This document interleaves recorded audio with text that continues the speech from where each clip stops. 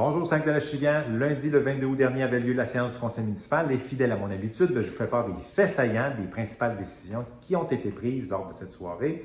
C'était une séance d'ajournement, donc en quelque sorte une séance extraordinaire. On commence tout de suite avec une résolution qui a été votée pour augmenter de quelques centaines de dollars le budget pour le comité création d'origine achiganoise. Mettez ça à votre agenda le jeudi 1er septembre prochain au sous-sol de l'église à 19h.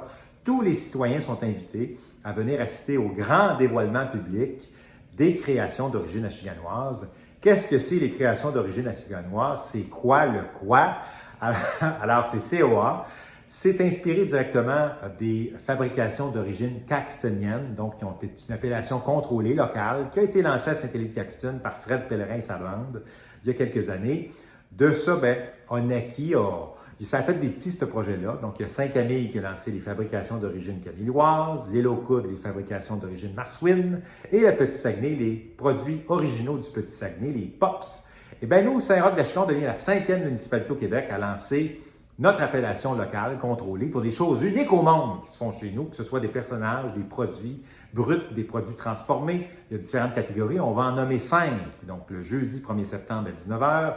Assister à ça, on a de la grande visite en plus. Fred Pellerin en personne va venir sur place pour nous souhaiter bonne chance et venir lancer officiellement notre certification. Donc, c'est un rendez-vous à ne pas manquer.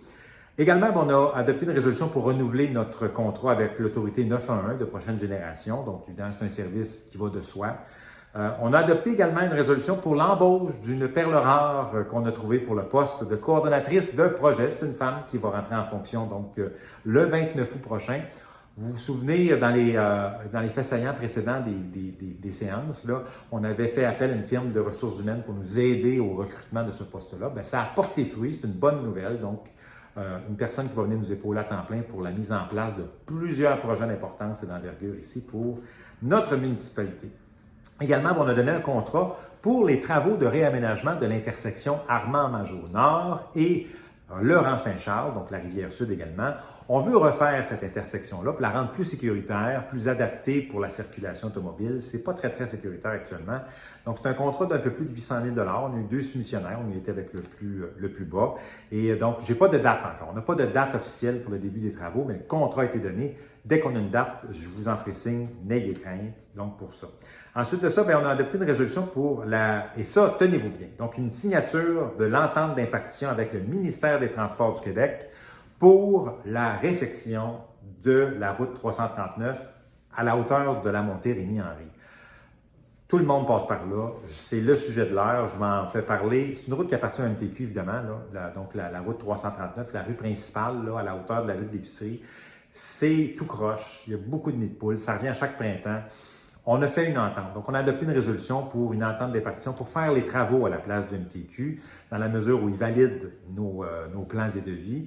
Et partant de là, nous, tout ce qu'on a à faire maintenant, c'est de faire approuver donc les plans et devis. On va les faire à leur place et on va se faire rembourser. Donc, c'est le MTQ qui va nous payer pour faire les travaux à leur place. Donc, la résolution est adoptée. J'ai pas de date encore, donc, mais la démarche suit son cours. On s'est assis avec le MTQ, on a dit ça n'a plus de bon sens. Qu'est-ce qu'on peut faire? Donc, la résolution est adoptée. Maintenant, vous me permettrez, dès que j'ai des nouvelles, évidemment, je vais vous tenir au courant. Mais donc, entente d'impartition pour la réparation, des travaux de réparation sur la route 339 à la hauteur de Rémy-Henry.